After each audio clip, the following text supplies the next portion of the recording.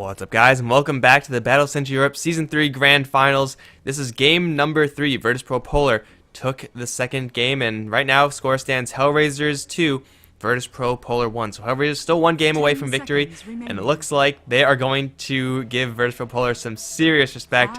It's a Night Stalker ban, and we have respect on the other side as well. Virtus.Pro Polar banning Venge and Brewmaster, but either way, here on HeflaTV HB1, we're going to be bringing you the rest of this set of Battle Center Europe. I'm Mike Loris.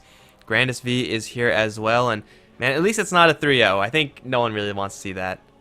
Definitely. And about that Night Stalker ban, I think it is pretty much completely warranted. Even in game number 1, I don't think Night Stalker was really the issue there, and they kind of showed that in game number 2, picking up the Death Prophet to back up that early aggression that Night Stalker offered, and even though it wasn't as flashy, they've shown twice that that's something that they want to first pick, so yeah, I think that's perfectly warranted, even though if you just dropped into the series and saw Night Stalker first pick in the first game, or first ban in the first game, we already saw the first pick, but either way, that would have been really peculiar. I think this game, it's perfectly fine. Hellraiser's going to take their time with this first pick, and honestly not sure what direction they want to take things in.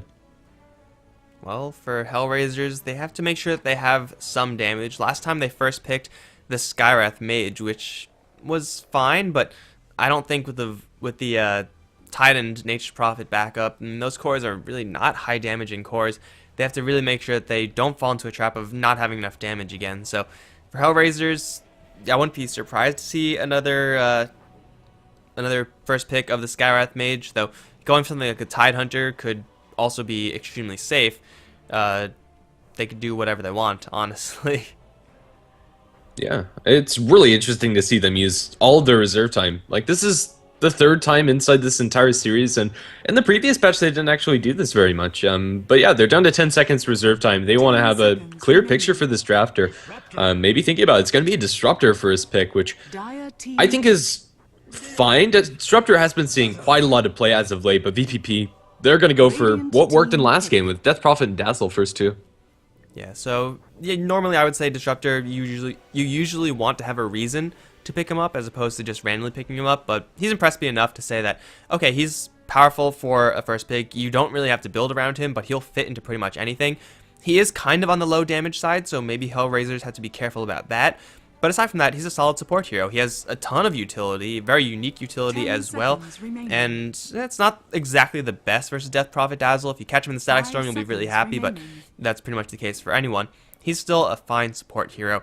Virtus.Pro Polar, though, this is really, these two heroes were the driving force behind the last game. But oh my god, Hellraisers, this time it's going to be their turn to bust out the big guns. It's an axe. So we've had Night Stalker, Slardar, and now an axe. This is fantastic. I love it. I love this series. I love these teams. Please give me more. I'm really looking forward to these teams progressing throughout the entire patch as a whole. Hopefully we get to see more of this, more of the Axe and Night Stalker and this really aggressive playstyle. Yeah, it doesn't really combo the greatest with Disruptor, having the glimpse as well as the kinetic field is nice for Axe, but isn't the greatest. Call can sometimes set up for Disruptor's combination, but more than anything, it kind of feels like Axe for the sake of Axe, and I'm perfectly okay with that. Right, so Axe does go through Shallow Grave, so I guess that is a screw you to Dazzle as far as Axe is concerned. However, Weave is really darn good against Axe. I don't know if you get it early enough as Dazzle to really make a large impact, but if Lil has any sort of start resembling the last game, then a quick Weave will shut down most of the Axe's damage potential. It's really interesting to see Hellraisers ban out the Visage here. Last game was a ban out of Drow, and Virtus.Pro Polar are working with two range heroes right now, but Axe is usually picked up as a direct counter to Visage just because you blend the familiars. Regardless, bans are out. Doom and PA also getting the boot, and Io, though he was left in for a little bit, is now taken out. I don't really know where you go as Hellraisers. For Virtus.Pro Polar, you could pick up a Jakiro and be super aggressive. You could use Death Prophet to buy space for a hyper carry down the line, or you could pick up the exact same heroes as last game. That's good too. Culling Blade does go through both Dazzle's Shallow Grave as well as Abaddon's ultimate, so you do need to be very careful with those two heroes up against the Axe, even though the sustain as well as the extra armor that Dazzle's going to offer is nice against Axe. They both kind of counter each other.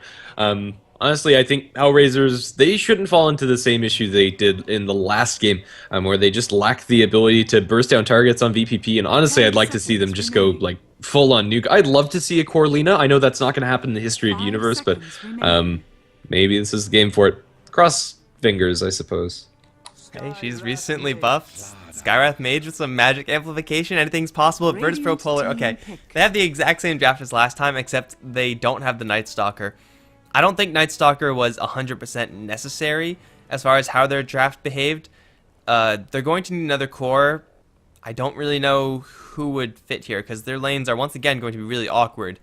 But maybe it's just going to be standard or very similar to last game, just super aggressive play from them, in which case 10 seconds remaining. I still have no freaking clue. Templar Assassin would be nice for more minus armor, but that would just make the lane so terrible. Remaining. I mean, we kind of said that game number 1 too. That's so true. yeah, who knows? Who knows? For Hellraisers, the next pick is going to be an anti-mage, so 4 make space for AM. This is going to give them something to fall back on if things don't go perfectly. But then again, VP.P have some decent tools to keep the anti-mage in check with a Blink Crush from Slaughter as well as the Yule Silence from DP. Radiant team I'm also kind of fearing that Hellraisers just won't have enough damage. They need a lot of damage, first of all, just as a draft. If the enemy team had no heroes, you need damage. But up against Dazzle and Abaddon, you need that much more damage. And Skywrath Mage, he is going to be doing some serious damage. Axe can potentially do a lot of damage as well. Disruptor and Anti-Mage, though, kind of falling behind. So the last pick for Hellraisers most likely is going to be a mid-hero. I would love to see someone who could just really lay the hurt into Virtus Pro Polar. Expecting the Death Prophet matchup, Viper Razor have been ignored for all of these games, I think. So maybe going for one of those is a nice way for Hellraisers to proceed with their draft. Fair enough. Right now, Virtus Pro Polar, we're going to see what they actually want to fill the Night Stalker's shoes. Presumably just going to be a side lane hero to dual lane with either the Dazzle or Abaddon. Right now, Hellraisers have a decent amount of lockdown, but I think they could get away with pretty much anything here. It's a Bristleback, and I think that's perfectly acceptable. Going to be another hero to just run headlong into the enemy team. And if you don't have a lot of damage up against the Bristle, you can be in for a really bad time, especially if you have a decently ticked weave on you. That quill damage really starts to stack up and has been recently buffed. Yeah, so as far as Bristleback's role in the team, more or less the same thing as Night Stalker. Like, he just charges forward, he doesn't really give a damn about his own spare ability, he goes and kills things, dives towers, and has backup with Dazzle and Abaddon. So I guess if you can't pick up the Night Stalker, you pick up a Bristleback. I don't really expect to say that often, but that is exactly what's going on right now. And then a Warlock for Hellraisers. Okay. So they might run into low damage situations from time to time, but once the rocks drop, then Anti-Mage has so much space to do whatever the hell he wants. Disruptor Ultimate is also going to be set up perfectly. This is a very, very interesting draft from the Hellraisers side. Whereas for Virtus Pro Polar, they have a very simple direct approach. Do last game again. Yeah, for Hellraisers, they're very reliant on those ultimate cooldowns. Like the Disruptor, the Warlock, but then again, Virtus Pro Polar are kind of running a tempo-based game this time around based on the exorcism, so maybe it works out for Hellraisers if they're actually able to match up all of their spells. Aphonia is definitely the hero to watch out for. I'm really excited to see Warlock in play, and I hope it works. Like, I don't know, this hero definitely deserves a little bit more praise, and when it works wonders, but if you don't get those cooldowns on the rock to actually accomplish anything, you really fall very far behind. For now, I suppose I'll introduce Hellraisers, although we do have Dread disconnected. He's going to be playing on the Skywrath Mage, Goddamn on the Disruptor. As far as our core roles, farming in the bottom lane should be Artis on the Anti-Mage, Aphonia going to be playing on the Warlock, and Goritz on the Axe. And for Virtus Pro Polar, DK Phobos is going to be playing the Slaughter with Illidan on the Bristleback. Not Night Stalker, Bristleback this time. Lil's once again going to be playing the Dazzle Mag again on the Death Prophet, and Abaddon again played by FNG. The impact of Warlock's ultimate in this game, I'm actually not sure if it's going to be exactly what they want, because Virtus Pro Polar, they have so many ways of just killing and focusing off those golems. It's a high cooldown, so every time you use it, as you said, you have to get some serious impact out of it. It's very easy to land, so it's very easy to stun some people, but as far as getting follow-up, Virtus Pro Polar, if they really wanted to, they could amplify the golem and then just right-click it with Bristleback and then exercise it. That golem's not going to last long at all. So I really don't know if this Warlock is really going to get that much traction. He doesn't have to worry about Diffusal Blades or anything like that, probably for the entirety of this game, but that's like not something that's really too huge for them. They have to worry about so many other things. Yeah, they really do. I'm definitely fearing for Hellraisers, and I mean, I can't complain if we go to a game number 5. Just with how these games have been going and how much action has been going on inside these games, they're a lot of fun to watch. Both of these teams going at each other's necks, more or less. It is going to be just straight up mid Warlock versus the Death Prophet. As far as that matchup is concerned, Warlock should have a decent time. Starts out with a little bit more damage than the Death Prophet by 1. I think they're starting out with the exact same loadout. 2 Pool Tangos, Null Tally, as well as 2 branches. So that's pretty much even. The range advantage is more or less even on either side, and Shadow Word kind of makes up for the fact that Cryptstorm Harass is going to be annoying. Alright, so the good part about running a draft that is pretty much the exact same thing as a draft you just won with is that you have a lot of momentum, you're very comfortable, you're already pretty much warmed up on those heroes. The bad thing is that the enemies have a pretty good read on your lanes. These lanes from Virtus.Pro Polar are the exact same lanes as last time, and because of that, Hellraisers are going to try to abuse this fact. Artie's Dread goddamn up on the top lane as a tri-lane, expecting there to be a Slardar and a Dazzle here, and they are going to be pretty much correct. It's the same setup that Virtus.Pro Polar had in the last game, and Anti-Mage, he is really in no trouble at all from dying in this lane. If he has Mana Break and if he taps out Slardar's Mana Pool, then no Crush means complete safety. This is a really good way to approach this for Hellraiser. They're going to run DK Foe to start things off. Is there a glimpse? There's a kinetic field. Artis needs to body block a little bit more. There's the kinetic field. Will catch DK Phobos. However, the damage might not be enough to actually get this kill. They'll put a lot of damage into the Slardar. Here comes the FNG Abaddon to help out a little bit. No skills leveled up just yet. Lil is also here, but Artis is blank. He's in no danger of dying right now. They force out the Slardar, force out a salve. A minor win, I suppose, for Hellraisers, but this lane is going to be actually a little bit different because FNG is also going to be joining, which is actually really good for Hellraisers because they don't really care what Abaddon does up here. No, more or less, he's just going to be running pulling operations. Since that isn't blocked, that's at least a silver lining, I suppose, for VP.P, that they do have that pull to get some experience on their supports. But yeah, it's not going to shut down Anti-Mage's farm at all, if any.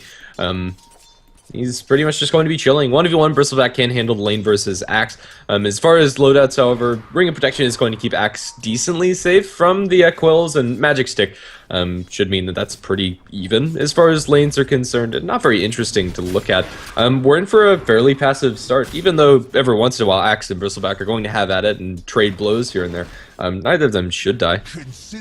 I don't know, it's pretty possible for Axe to get this kill. Maybe not now, a little bit down the line. Illidan's got to play himself a little bit carefully, but he has regen and then some. Like, he has regen to feed pretty much the entirety of his team right now, and he's probably not going to die unless he's surprised with burst damage, and that would involve a call and a whole bunch of creeps.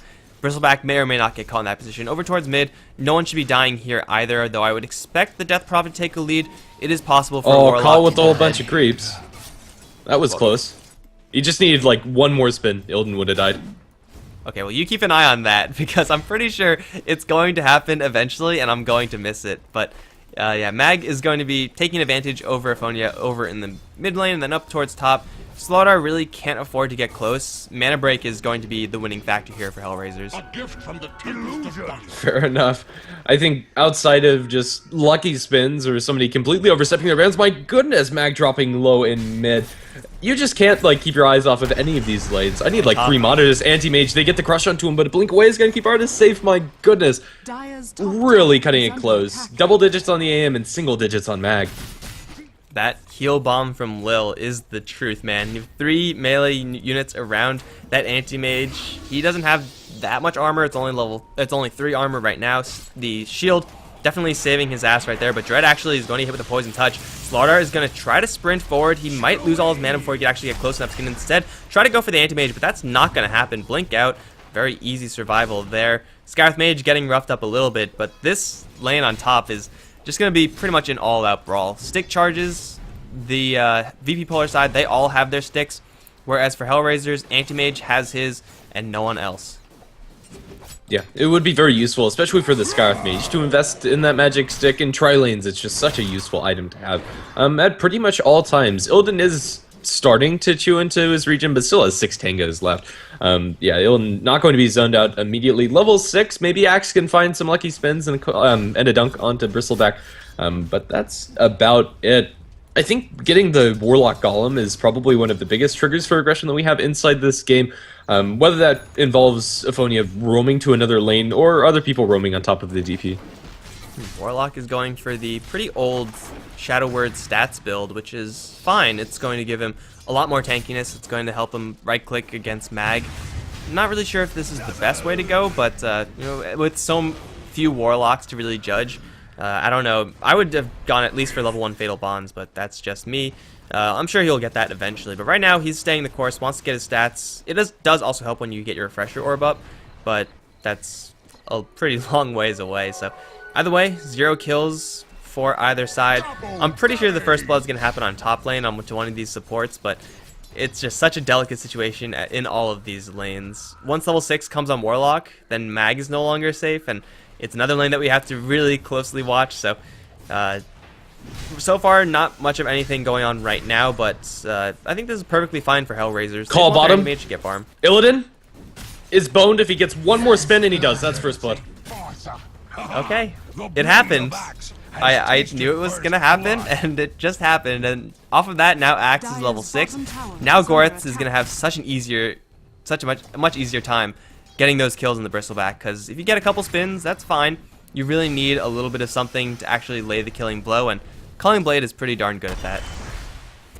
Yeah, right now up towards top, they get the heal bomb onto Art. It's gonna drop him low, but he's gonna be just fine. Has enough support behind him to where that's not going to really mean anything. They have a salve to keep Artis in this lane on top of it all. Alright, so now Illidan has got to be really careful down towards bottom. I'm going to keep my Axe selected right now just so I can see when he calls. But either way, up on the top lane, Artis is getting an okay amount of farm for right now. He's keeping in par with the Slardar. So as far as his farm, it's more or less where he wants to be. The offensive tri-lane for Hellraisers, not really truly offensive, so their goal is just to get anti-mage farm. I think it would maybe be better if Axe was up here instead. Of course, he would not have first blood. That wouldn't be as clear, but he's going to go once again for Illidan. This time only getting, like, what, 2 spins, something like that. So Goretz not too happy about that. However, Illidan got to really be careful about dropping below threshold. One more random spin. Goretz has 10 stick charges, is going to fight to the death. Maybe it will come a lot sooner than he really thinks. Gets the call off. No spins just yet. Still no spins. He's got to worry about a lot of Quills, and Goretz, oh, he's going to look for 1 spin or something. The dunk is going to miss. Now Goretz is dead. One more Quill Spray is going to kill him off. My goodness, that is a very intense brawl, and Bristleback's going to strike back. Up in top, traded blows. Nothing too crazy, although DK Phobos is low. He bashes Artis. They'll be able to blink away. Never mind. Nothing too impressive up there. It's going to be all fine. Yeah, I thought that could have been really sketchy. He's going to drop low, but with the Ring of Health, he'll be fine. For now, both of the heroes down in bottom are going to be rushing towards their vanguards. Ring of Health up on the Bristleback and Vitality Booster on the Axe.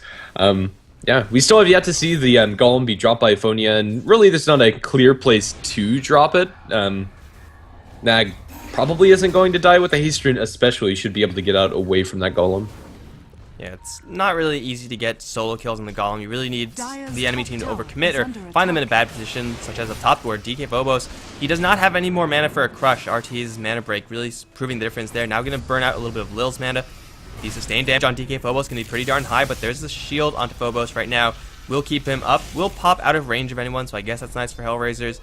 But top lane, just everyone dropping low so often, yet no one actually able to land the killing blow. If Goretz was up on the top lane for any sort of time, or if Aphonia was up there, then Reverse Propolar would have gone down. Likewise, if the Death Prophet or Bristleback were up there, then there would have been kills going either way. But it's going to be rotation from Mag down towards bottom. Goretz can open things up with a call just to get a little bit of protection, and it looks like he will successfully spot out the Death Prophet and keep himself alive. Yeah, that's going to be about all she wrote. Bristleback is sending out just some boots and TP scroll. Never mind that. But yeah, we're in for a bit of a passive start, even though both teams have been trading blow for blow. Nobody has actually fallen, as you've said. Yeah, Goretz is going to be running a pull for himself. Can do so pretty effectively, but he might sustain a little bit of tower damage that really was unnecessary. He can't tank this under tower, however. So it looks like he wants to put some return pressure since he isn't actually pulling through. Yeah, I don't know. Very interesting move. Not exactly sure what the idea was behind there. The Anti-Mage and all of the heroes on Hellraisers, for that matter, are out farming their counterparts on the enemy side of the map, and things are looking up for them. Warlock's build this game is actually going to be phase boots on Aphonia. I think that's reasonable. Like, it just helps you right-click a little bit more, and outside of your rock, like, you really don't need that many stats, so that's perfectly reasonable for the Warlock, I would say. And while he's not made his rotation just yet, we do have the Anti-Mage and Disruptor both rotating down for Illidan. They have a glimpse, and he should be in range. Yes, he is. So they see Illidan, but Illidan sees everyone as well. He's going to turn things around and go straight towards Goddamn. Drop him low. 1, 2, 3 hits. One more Quill Spray will do it. Not quite in time. Glimpse is going to protect the Disruptor right now, but Illidan, he clearly does not care about the fact that there are more people in his lane. In fact, Artees is also not going to be able to stand up to this Vanguarded Bristleback. It's a level 8 versus a level 5 hero. Now Lil has also made the rotation down. This is actually a really bad move from Hellraisers. I don't really know why they decided to do this, but it's not going to work out for them. It's giving a little bit more room to the Skywrath Mage, but yeah, I think the way the lanes were going beforehand was perfectly acceptable for them. And honestly, not sure if there's any need for Artis to be down in bottom. If the Bristleback wasn't here, it is kind of nice to have your Anti-Mage in the bottom lane to have easier access to your jungle. But we're going to see a similar move by Mag this game around. At level 8, he's going to rotate in for a tier 1 tower with the Exorcism. He hasn't maxed out the Witchcraft, but it's close enough, and they'll be able to take it. About the same play that they made in the last game. Offlane tower is going to be destroyed. That was actually the other tower that was destroyed. But either way, Afron is coming in with the Golem. DK Phobos is going to get hit by that one. Gets glimpsed back as well. Goretz looking for a call. Phobos is all alone, is going to get called, and no dunk, not needed. It's a kill, but Warlock Golem for 1 kill is not exactly what you want. You have to crack back for more, and it's quite a bit of pushing power with this Golem, but everyone else on Hellraisers, they can't really contribute that much to a push, so I'm not even sure if that's worth it. Yeah, it's nice to kill off the Slardar, and that's useful, I suppose, but yeah, we'll just have to see Disruptor dropping incredibly low to Mag, and will fall down to one more right-click. Those phase boots paying dividends for the DP after a handful of Crypt Storms, and now it definitely isn't.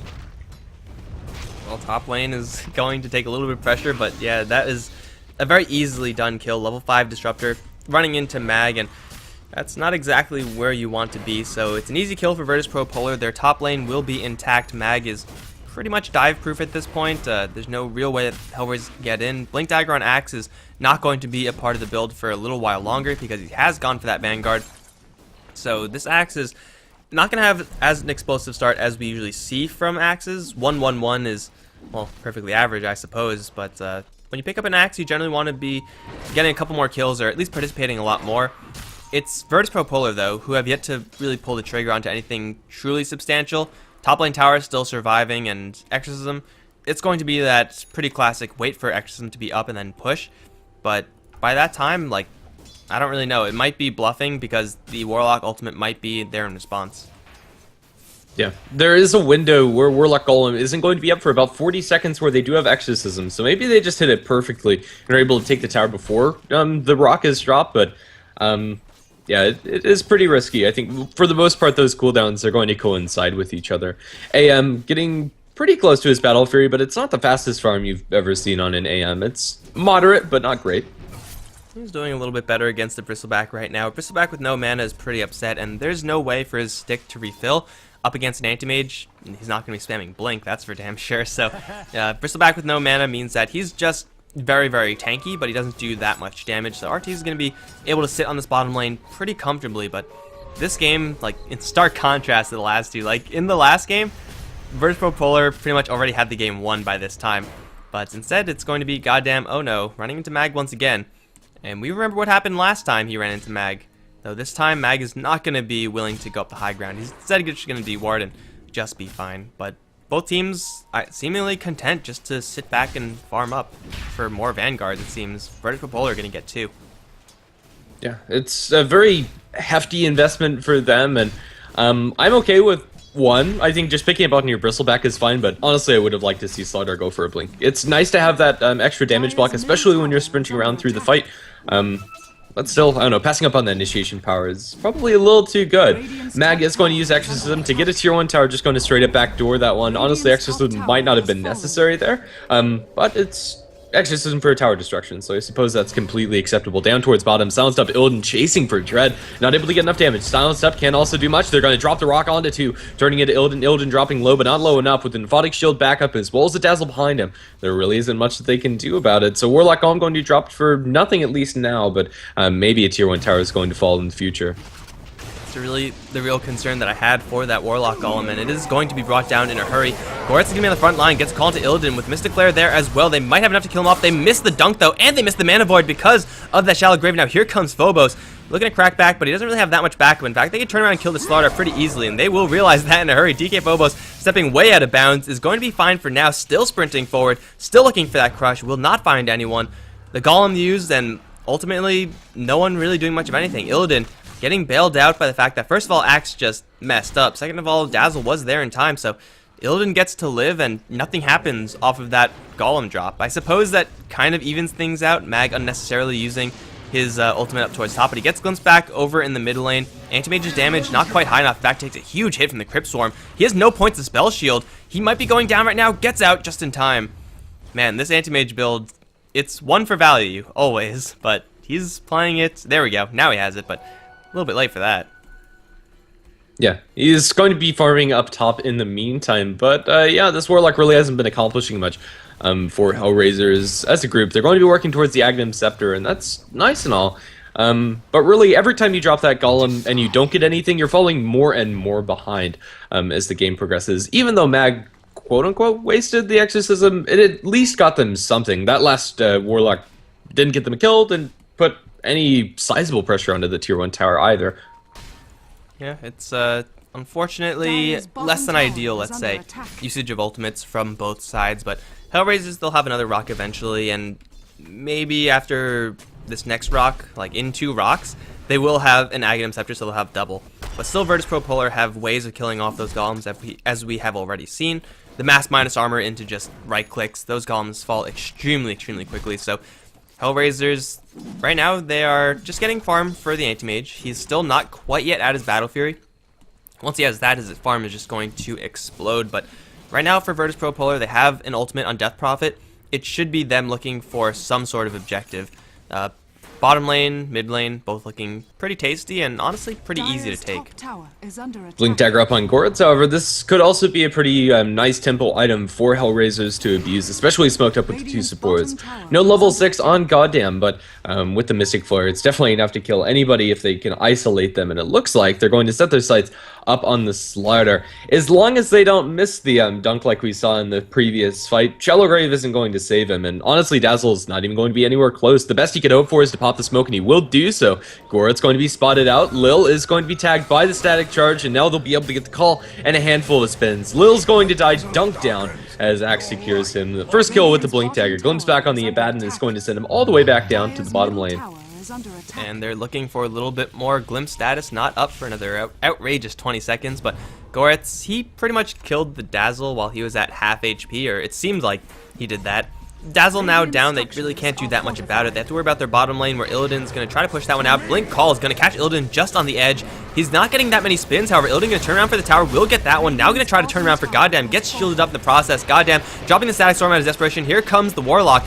Warlock Golem going to drop onto only Illidan. Can they keep him in range of the Golem so that they actually use the right clicks? Illidan can get called once again, but once again, no spins. Goretz dropping awfully low. He's going to be brought down in just a couple more right clicks. Illidan going to turn around for that one, will collect that kill. Still alive, this Bristleback, and is still charging forward, looking for whoever he could find.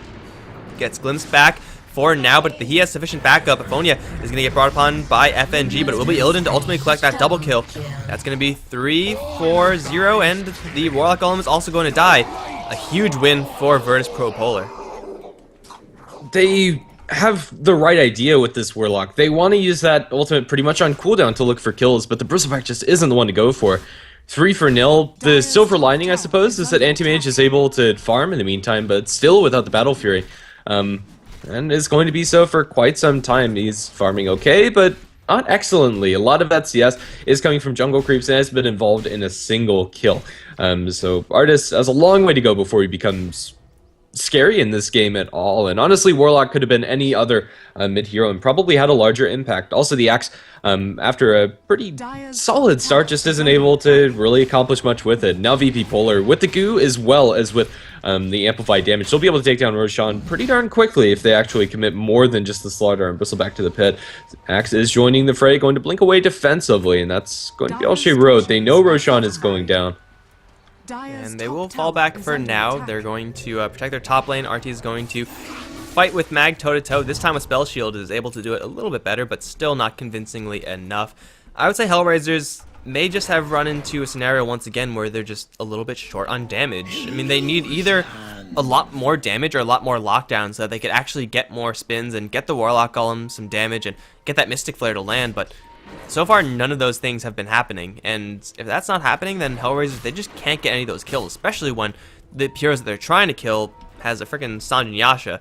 Bristleback is going to be really quick and really deadly, as he has already shown to be, so Virtus.Pro Polar, they're pretty much exactly where they want to be. Maybe they could go for another push in just 10 seconds. Death Prophet is going to have that exorcism up, or go for Roshan. Either way, more objectives could be collected for them, whereas for Hellraisers, they really don't have many options right now. Maybe Blinking Axe can get them a couple of kills, but it's hard to tell with the amount of sustain on the VP Polar side.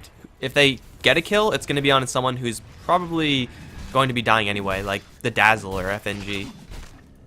More or less. Right now, this is really the biggest issue that Hellraisers are looking for. On paper, the supports look like they have a decent amount of damage together. Not the most, but Scarth Mage just by himself is pretty high damaging support, and then Ancient Seal amplifying damage from Goddamn is also okay, but yeah, the supporting duo of the Dazzle and Abaddon game number 2 as well as this game number 3 has been doing a whole truckload of work. Minus Summer on the Roshan as well as the Exorcism pop, this Roche is going to die very quickly. Not anything they can do about this. Antimage trying to secure himself to Battle Fury, just waiting over on the sidelines till he can tick up that gold and purchase it up. Fighting in the Roshan pit is exactly what Hellraisers want to do. Unfortunately, they have just mere seconds to actually get into the Roshan pit and then contest the fight, because Virtus.Pro Polar have so much minus armor and such efficient ways of killing off Roshan. So if Hellraisers managed to get there in time, Static Storm, Call, Warlock Golem, that would have destroyed Virtus.Pro Polar. Like, that would have been close to just a 5-man sweep, but unfortunately for Hellraisers, it's a little bit too far away, a little bit too slow, and it's going to be Virtus.Pro Polar with a double life on Bristleback. Honestly, I don't even know if they can kill him off once. If they do, it's going to be off of a Culling Blade or something like that, but he's pretty much unkillable twice. That's just not going to happen. Yeah, they really need to kill off these auxiliary supports. The Abaddon and the Dazzle are so crucial inside these team fights, but they don't really have a great way to get onto the backlines and do that. Antimage, late game scenario, if he has all of his slots completed, could be really scary. They have a medallion complete on Goddamn, which I quite like this game, especially for the extra armor that they can pump onto like the Antimage or the Axe, maybe even the Warlock. I think it's potentially even more useful than using it aggressively up against the raw amount of minus armor that VP.P are pumping out. You need anything you can get. Well, they're going to try their best to defend this mid lane. Death Prophet ultimate still not available, and she's not even near this, so this is pretty much just an entire push that's just a bluff from Virtus.Pro Polar. They're like, okay, we're gonna pretend like we're pushing, and if you want to fight, we'll just back off and be just fine, and that's exactly what they did. So they wasted a lot of Hellraisers' time, who committed 4 heroes over towards mid lane, whereas Virtus.Pro Polar had 2 heroes farming on the sidelines in the jungle and up towards top. So they get the exchange there, still have the Aegis, and in 25 seconds, I'm pretty sure they're going to use it. By that time, Mag should have a BKB, Slardar does have a Blink Dagger, and all those leaps of power from Virtus.Pro Polar should mean an easy tier 2, unless Warlock pulls out something miraculous with his ultimate. And it's Warlock, and with an Axe to set up, so anything's possible, but it's very difficult for sure. Yeah, they desperately need that Aghanim Scepter on the Warlock, and honestly don't want to use the Golem until they have that completed. They're just so darn close, and now Illidan just running headlong to the enemy team. He's going to be dropped a little bit of damage. If he had more mana, he probably could have completely gone for that, especially if he had some supports behind him, but he's just completely zoning out 3 enemy heroes for doing hardly anything. With Weave on all 3 of them, it's not a fight they can take. At the exact same time, DK Phobos and Mag are pushing up the top lane, prompting RTs to come there and defend it, but top lane and bottom lane are both being pushed, and Goretz, this is pretty much where you want to be as Axe, as far as seeing the enemies right there with the giant creep wave. But if he goes in right now, he's not going to be getting any kills in Illidan. He's just way too tanky, and even if he does kill him off once, he has an Aegis. His tower should be forfeit, and Virtus.Pro Polar are not even going to need to use the Exorcism for this, which means that they are going to get 2 towers, or this tower, and tier 3 damage. Either way, it's a nice little win for them, and with the Aegis timing out in just 2 minutes, I think they'll be inclined to push the high ground. This is kind of what happened in game number 1, though, and maybe they're going to be overstepping their bounds, but It seems like they're okay to do this because they have a death prophet right now. Dire's top tower Aghanim Scepter picked up by the Warlock as well as the Smoke. They need to defend now, but I think the dream is real for a miracle, but they're just not anywhere close. Tier 3 tower is going to fall. That's Fatal Bonds on a whole heap of creeps as well as Illidan. Love to get that on more heroes, however. Melee barracks being focused, and they're just not doing anything. Can they do anything? They jump in with Goretz onto the back lines with the Warlock Golem. They might be able to bring down Mag. The Dunk going to miss, and the Static Storm also not doing that much damage. Goretz is dropping way too low, can't do anything, and Illidan just gonna take the melee barracks. He's munching through these golems. They blink forward for a crush, and Artis is obliterated. There's nothing they could do. And now, range barracks dropping, they're splitting their focus, but doesn't even matter. The Warlock Golems are dying to nothing else but the Quills, and they might actually just straight up fall. If you wanted to bash them, there you go. That's 75 gold into the pockets of Virtus Pro Polar, and it's a clean barracks. This is looking dangerously like the game we just witnessed. Maybe you have to ban out this Dazzle and Abaddon. Virtus Pro Polar just seems so comfortable with it. And the Death Prophet and the Night Stalker. It just seems like you need to ban out so many heroes of VP Polar. They did the exact same thing in the last game. Of course, it happened like 5 minutes earlier, but hey, 5 minutes difference is still pretty good timing at taking out Raxus. 24 minutes, and the bottom lane is completely caved out. This was the plan also for their game number 1, except they just didn't have the explosive pushing power of Mag and the Death Prophet. They had a Jakiro, and it seems like that's just the missing piece that they needed. So 6-3 now, and the score is looking pretty even. Hellraiser's ability to take a fight still is pretty darn high, but not for another 100 seconds. They need Chaotic Offering. Without that, there is 0% chance Hellraisers actually win a fight. And VP Polar, they are not going to have much time to get value off of this Aegis, so it might just end up being a full mana potion for the Bristleback, but they're already a racks up, and for 25 minutes, that's a huge lead. Yeah, it's really hard to throw that away. Anti-Mage just needs more. Usually at this point in the game, you'd want to be considering finishing up your Manta style in the next couple of minutes, but he just hasn't gotten off the ground at all, Artis, on this Anti-Mage. He's died once, and that's pretty much the impact he's had. And really, you can't say that it's like Artis' fault or anything like that. Like, he's been playing the Anti-Mage pretty much as you should, just go around and farm things. But Virtus Pro Polar are just a little bit more decisive, a little bit more explosive in how they perform, and I would say the Warlock is the one who's just really not carrying his weight right now. The Golems have been mediocre, to put it generously. Yeah, I think that is incredibly generous, and also potentially not the player's fault, but just this hero not really able to put a dent to Virtus Pro Polar. Goddamn, he's been spotted out by Illidan, but without the Aegis, he is going to pull back. He comes back to the same spot that did literally nothing, and oh goddamn, in a whole heap of trouble. Does have Kinetic Field to get himself some distance away from the Anti-Mage, drops a Static Storm in desperation, just gets bashed down. My goodness, Illidan is unstoppable. How do they kill him? The Disruptor was at like half HP, and Illidan killed him in one hit. Like, what the hell? Of course, there was amplified damage and like 4 or 5 stacks of goo on him, and Disruptor is not exactly a tanky hero to begin with, but I actually have no idea. Like, maybe this is going to be a similar situation where Illidan, like the Night Stalker in game number 1, was feeling really good but ended up getting punished, but there is no Necrophos on the Hellraiser's side to punish him. The only thing that they have is Calling Blade, which is, I guess, similar to the Scythe, but it's definitely not good enough. So Illidan, especially if he goes for a BKB as his next item with an Ogre Club in his inventory, that seems very possible. I just don't think they can kill him. They have to kill off everyone else from Virtus Pro Polar, and then, in doing so, they have to get through so much sustain of the Abaddon and Dazzle, and a lot of tankiness in the Death Prophet Slaughter. We have to remember that those heroes are also very tanky.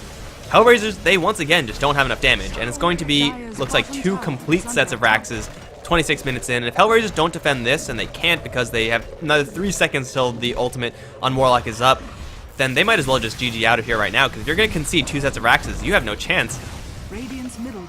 It really feels like it. Anti-Mage doing his best to split push to get a call into Illidan. Might be able to bring him down once. Do they have the damage? No, it sustains too much. That's it. FNG gets his ultimate pop, but that's about all she wrote. They blink Crush on the Artis, and maybe, just maybe, they kill off DK Bobos. Illidan jumps back in, and they're just not dealing with this. Bristleback, they ult him. Hardly does any damage, and they get a triple crush. They're going to bring down 1. That's a Disruptor down. Dread dropping low. He is going to fall to one more right click from Mag, and now it's just everybody down. The Golems are doing damage throughout this entire fight, and Goretz still man fighting up against Illidan. It's a fight that he just can't win. Mega kill streak for this Bristleback, and there's your Golems down 10-3. Anti-Mage buying back. It's pretty much, it feels like it's over. Anti-Mage actually didn't buy back, but everybody else did. AM was able to make it back. They might be able to kill off this Dazzle, but that's hardly a consolation prize they can be happy with, especially if they lose Artist. My goodness, that's AM down. That feels like it's over. Well, Anti-Mage does have a buyback, but if he uses it, then you're just conceding the game. Illidan is still at half HP. He's going to go right on top of the Warlock. DK Phobos is going to be joining the fight as well. Glimpse back onto Illidan is going to get him right into the clutches of Goretz, but it's going to be goddamn to be in a lot of trouble. Amplified up. Is there a crush? You bet there is. One shot. Actually, the Slaughter is not doing that much damage. It's the Bristleback who's really trucking, and he gets himself a triple kill with a Quill Steal. Yes, I just said Quill Steal. 5-14, and Virtus.Pro Polar, they roll through Hellraisers. It's GG. We're going to a deciding game 4. Man, these games have been freaking crazy, man. They really have. Right now, Virtus.Pro Polar, they've found a groove, and so early on inside the patch as a whole. My goodness, I'm really excited to see what they pull out of the bag for game number 4, technically 5 as far as the entire standings, but the tournament's on the line. This is probably about as good as you can hope for, especially after Hellraisers taking game number 1.